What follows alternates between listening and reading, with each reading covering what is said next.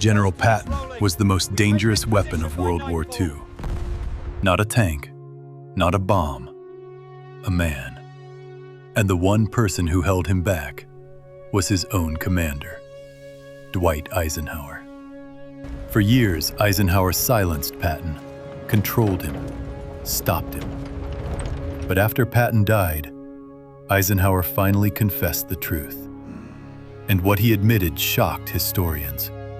He said, "Without Patton, the war in Europe would have lasted much longer, and thousands more would have died." So why was the man who could end the war faster held back? December 1945. The war was over. Europe was silent. George Patton was no longer on the battlefield. He was dead. Officially, it was a car accident, a tragic crash in Germany, a broken neck, a hospital bed, and 12 days later, he was gone.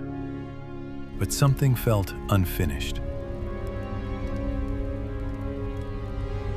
Because during the war, Patton was not just another general.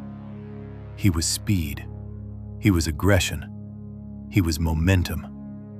While other commanders hesitated, Patton moved. While others calculated politics, Patton calculated victory. And that created tension, especially with Eisenhower. They respected each other, but they were not the same.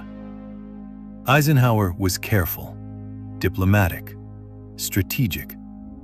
Patton was explosive, relentless, unfiltered. And many times during the war, Eisenhower had to restrain him, remove him, silence him. But after Patton died, something changed. Eisenhower no longer had to control him. He only had to remember him. And that's when the truth began to surface. Years passed. The war became history, and history became books. In his memoirs, Eisenhower spoke carefully. He did not glorify recklessness. He did not celebrate controversy. But when he spoke about Patton, his tone changed. He admitted something powerful.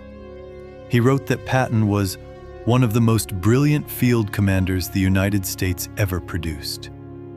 Not dramatic praise, not emotional exaggeration, a controlled statement from a controlled man. But coming from Eisenhower, it meant everything. Because during the war, Eisenhower had removed Patton from command. After the infamous slapping incident, after political pressure, after media outrage, he had sidelined him publicly, and many believed that Patton's career was over. But Eisenhower later admitted something deeper. He said that despite the controversy, despite the difficulty, despite the personality clashes, Patton was essential. Essential to victory, essential to speed, essential to breaking German resistance in France. And here's the part most people ignore. Eisenhower understood something only after the war ended. War needs discipline, but victory needs momentum. And Patton was momentum. There was one moment that changed Eisenhower's view forever. December 1944. Germany launched a massive surprise attack, the Battle of the Bulge. American lines were collapsing. Entire divisions were trapped. Panic spread across headquarters. Most commanders needed days to react. Patton needed hours. While others were still analyzing maps, Patton was already moving his army. He turned an entire force of soldiers and tanks 90 degrees in freezing winter conditions, something military experts said was impossible. Within 48 hours, his troops smashed into the German flank, saving thousands of American soldiers, stopping the collapse, turning disaster into survival. Eisenhower later admitted, no other general could have done it. Not that fast, not that boldly, not that effectively. That moment proved something. Patton was not reckless. He was prepared, aggressive, and always thinking 3 moves ahead.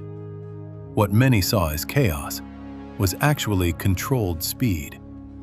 And in modern warfare, speed wins wars. After the war, Eisenhower began to reflect, not on battles, not on victories, but on decisions. He admitted something few leaders ever do, that he had held Patton back. Not because Patton was wrong, but because Patton was too different, too aggressive, too unpredictable for politicians. Patton spoke his mind, ignored bureaucracy, focused only on winning. And that scared people in power. Eisenhower later said that many of Patton's problems were not military. They were political. While Patton was fighting the enemy, others were fighting public image, careers, reputation, headlines. And because of that, some of Patton's greatest ideas were slowed down. Some opportunities were missed. Some victories could have come sooner. Eisenhower realized something painful. The war might have ended faster, with fewer deaths, if Patton had been fully unleashed. History would still be won, but at a smaller cost. And that truth stayed with Eisenhower for the rest of his life.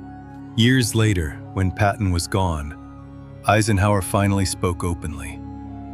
He said that losing Patton was one of the greatest losses the U.S. Army ever suffered. Not because of one battle, not because of one campaign, but because of what Patton represented. Pure drive, fearless leadership, relentless momentum. Eisenhower admitted that Patton understood war better than almost anyone alive.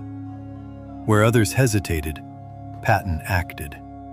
Where others calculated, Patton advanced. And often, he was right. Eisenhower said that Patton's instincts saved thousands of lives, because speed meant fewer long battles, fewer stalled fronts, fewer men dying slowly. And the hardest truth of all, Eisenhower admitted that Patton was often correct even when he was controversial, even when he was unpopular, even when he made people uncomfortable. Patton wasn't built for politics. He was built for victory. And only after losing him did Eisenhower fully understand how rare that kind of leader truly was. In the end, Eisenhower realized something painful. Great leaders are not always comfortable. They are not always easy. They don't always fit the system. But they change the course of history. Patton was difficult. He was loud. He was reckless at times. But he was exactly what the war required. Without men like Patton, victory takes longer. And in war, time costs lives. Eisenhower later said that war is not won by playing safe. It is won by those willing to move faster, think bolder, and take responsibility. Patton did that every day. And only after he was gone did the world fully understand what kind of warrior it had lost. So the real lesson isn't just about Patton. It's about leadership, about courage, about doing what's right even when it's unpopular. Because history isn't changed by comfort. It's changed by those brave enough to push forward. And Patton was one of them. Now I'm curious. Do you think Patton was a hero or a dangerous man the system couldn't control? Let me know in the comments. And if you enjoy real war stories that reveal the human side of history, subscribe to the channel. Because the past holds lessons that still shape our world today.